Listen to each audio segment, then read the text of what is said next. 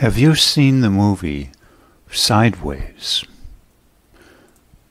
It's a mature comedy, very fascinating. It came out in 2004, and I first watched it a year ago. In my encapsulation, my opinion, it's about the story of two men who once spent time together earlier in life. I believe they might have been roommates in college or something, and then they got back together for a vacation, just before one man was about to get remarried. This man was portrayed by the name Miles. The actor was Thomas Hayden Church, a so-called past his prime actor. And they take a week-long road trip to Santa Barbara County wine country to celebrate Jack's upcoming wedding. That last phrase from Wikipedia. I love the interplay of what I would call different personalities in terms of what, in Freudian terms, you would call their defense mechanisms. My perspective is that the actor Miles, played by Paul Giamatti, mentioned here a depressed teacher and unsuccessful writer, as per phraseology in Wikipedia, was in fact a man not depressed at all, but rather angry, not bummed out thus, in my terms of defining depression, but angry, and what some would call in psychological terms obsessive-compulsive, or I would phrase a catastrophizer, in certain manner, such that he loved control. The other gentleman here in the movie, once again, Thomas Hayden Church, portraying the actor's name in the movie Jack Cole, quite the opposite. Seemingly the ladies' man, seemingly loose, seemingly sexually appealing and indulging, seemingly without sexual hang-ups. It rather reminds me too then of the typical interplay between the quintessential ectomorph and the mesomorph. Or you might say the pinhead versus the beautiful person, the ugly person in certain respects versus the gorgeous sexual person, or so it is initially said to be. Or you may even say in derogatory terms the brilliant intellectual versus the airhead in some respects. Again, derogatory terms. Or finally, the interplay between the so-called anal you-know-what and the non-anal. But here's the rub then, and I see it portrayed so beautifully in the movie. Who comes out best shining in the end, at least in the movie? Is it the so-called ectomorphic, or rather obsessive or detail-oriented or controlling in a certain sense person? Or is it the so-called beautiful, in terms of Hollywood, sexual, uninhibited person, as portrayed again by the actor Thomas Hayden Church, with the name Jack playing out in the movie? I think this has ramifications to how we interpret life in general, too, in our own lives. Who is termed thus beautiful? Who's termed the nerd? Who's termed anal? Who's termed controlling? We have certain notions, thus, of the controlling, the anal person, as empathyless. And yet in the movie, the seemingly empathetic, hedonistic person in many ways, indulging so much in wine, women, and song, you might say, is not quite what we think in the end, I think. And maybe in real life too, the analogy going. Isn't that then, interestingly, why many people find science fiction very telling as to striking to the heart of human nature and societal problems? We may not have developed Star Trek movies ourselves, or shows, or written science fiction, but the person all around in society might greatly appreciate the message, without knowing that behind the scenes the person was called, at least in school, earlier in life sometimes, a quote nerd, a quote controlling, a quote unsexual and unbeautiful person. Yet on the other hand, I've wondered in the last few years, who is the most controlling, by the way, if in fact they are very sexually available, indulgent, Hollywood-type beautiful, and yet quite manipulative, hence the words coy or vixen. Aren't those controlling persons too, only seemingly looser, only seemingly more uninhibited? Aren't they, in a way, very similar in a certain manner to the so-called nerdish, controlling anal person in the ultimate outcome? And I love how this plays out then, the interplay in the two types of defense mechanism structures, you might say, or Shapiro says neurotic styles, portrayed here in the movie. For we all love to think, oh, the sexually loose, the sexually available, the uninhibited, smiling, happy-go-lucky person is more empathetic, more in tune with reality, more sociable, more a people person. Yet this movie turns utterly up on end our view of what is the most empathetic, on the average fare anyway, and who's the most manipulative. In these two types of scenarios, these two defense mechanism packages, if you will, as I call it. Are controlling people then always the ones with no smile on their face? The ones stuck in the back row in photographs? The ones called anal? Or can it be very controlling to be a gorgeous vixen whom once you marry turns out to be the till of the Hun or the shrew, or who turns their screws on you, or who has, some derogatorily saying, nothing going on also upstairs, to even implement any more empathetic manner in certain ways they may have, certain less catastrophizings, if you will.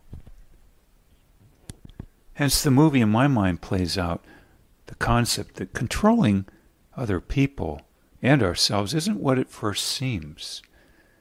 Controlling can be quite disguised and look happy-go-lucky, a coy smile, a all too much assurance,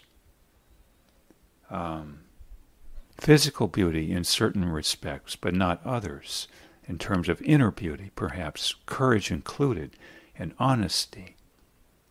Hence the man portrayed as more stiff, more anal, so to speak. A man turning out toward the end of the movie to be much more honest and appreciated by various women and others for his honesty, despite the rough edges, shall we say. For who, of course, is perfect? Even biblical scriptures say, let him who is perfect cast the first stone, or words to that effect.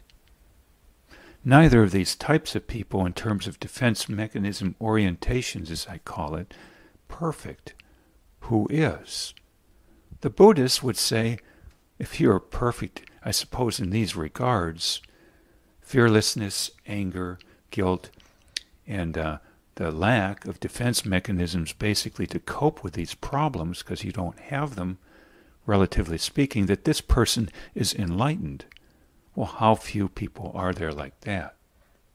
Even Erich Fromm, in his book The Art of Loving, said many people have never met someone capable of loving them.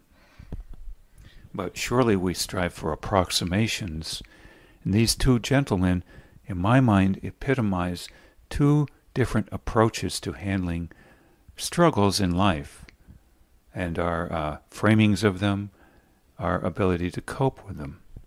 Neither of them being perfect, but going about life in different styles, as Shapiro says, as per his phraseology, neurotic styles. To close, I like what one friend told me at the age of 80 when she told me this. After examining her life and including her separation in marriage from her former husband, she said he was a good provider, but that there were many other problems, I suppose, in the empathy department, and he was so, quote, into himself. Well, I suppose you can't have your cake and eat it too in this life, generally speaking, unless you've married Mr. or Mrs. God as you define them to be. Good luck.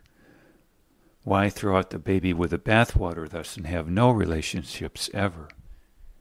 Isn't that in a sense called splitting, or borderline, or what have you? Or just plain not being able to compromise and take the good with the bad in every sphere of life, not just relationships. I think then this movie plays a duality and doesn't leave out a third option. The duality between honesty, dependability, transparency, versus what is more pleasing in the short term sexually, let's say especially, but lacking often these other elements of dependability, honesty, inherent, to include not hopping from bed to bed, having affairs, being cheated on in general, being deceived. Why, though, have just a duality between the two? The so-called honest, dependable, even perfectionistic thus, and controlling in one sense person on the one hand, and the so-called sexually pleasing in the short term but philandering, undependable person, dishonest in the long term person. Can there be a third option?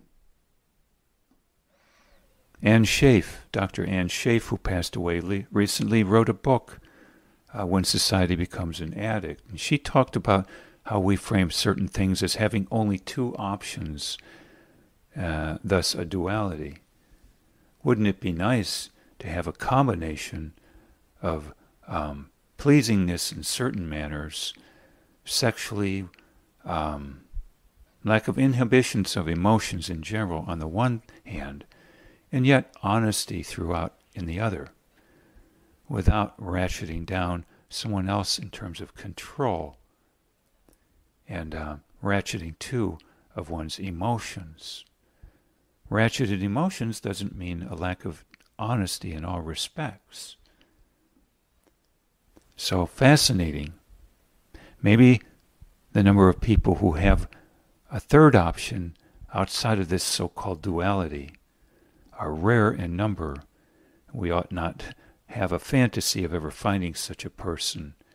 Maybe a relationship partner is good enough to the extent we are good enough to handle one of these two dualities, i.e. the flaws in people. I'll close with a humorous note. A year ago I was sitting in a coffee shop nearby, my hometown here, and I heard a gal of about 24 or 25 talking on the phone with a girlfriend of hers for half an hour. She proceeded to talk as a single person at her age, never having married yet. No problem with that, I say. Maybe even admirable. That she had one boyfriend, he had this problem. She had another boyfriend or date, he had that problem. And she went through a dozen names. They all had this or that problem. Thus, they were all unqualified to be a partner for her, a date, and a marriage spouse, shall we say.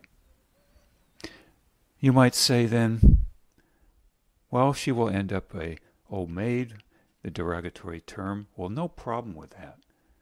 She will end up unmarried. She will end up with no children. No problem with that. Many people prefer that, and it might be admirable. But to be that and bitter, yes, bitter, in my mind is a different scenario. And in general, if we throw out the baby with the bathwater on everything in life, not just people, how are we to read a book? How are we to listen to a lecture? How are we to go to school if needed? How are we to join up with anything? How are we to pick a career or job? Because everything has pluses and minuses. How are we even to show respect to people for traits they have we don't particularly enjoy being around? If we have thus this duality and say only one can be good, and we demand perfection from people, seems to me we will live in a room isolated and bitter about it. Secondly, the isolation and the lack of data, the lack of sexual pleasures, the lack of companionship, nurturing in part, all secondary in my mind to bitterness as to, quote, what I didn't get in life, how unfair, and it's all other people's fault. I'll close with this book I started reading a month ago, fascinating. I'm okay, you're okay. It was either written by Eric Byrne or Ed Harris, I think. Fascinating topic. Some, I would say, thus say, well, I'm okay, and you all are not okay, and that's not good enough for me. How fascinating, then, this movie pointing out different key prototypes, shall we say, of people. Interesting, too, then, the fascination with Felix Unger and someone else in that show, The Odd Couple. Kind of portrays, then, in a mild sense or more, this movie also. And maybe there was a series, The Monk. It's not a small topic matter, then. Very fascinating. That might even be, then, the interchange in how we look at people, say, from New York versus Los Angeles. And who's to say one's better than the other? This movie brings this to a highlight point in my mind anyway. At least in everybody's mind, I think, on an intuitive level, it resonates to some extent. Fascinating. I note then on Wikipedia, it says that the film was a career breakthrough for the stars. Each were nominated for the Screen Actors Guild Award, Golden Globe Award, and Academy Award for their performances. And Giamatti was described as the world's best character actor by Time magazine. Very fascinating. And Total Film put Sideways on its list of 100 greatest movies of all time. Fascinating thus. Why? For the same reason we're fascinated perhaps by the difference between New York City, the business sphere, the theater acting sphere, the technical prowess involved there, versus a totally different venue in certain ways, out in what you might call hot tub city and more, Los Angeles. More one way, as per this movie, New York the other way. Very fascinating. Food for thought here.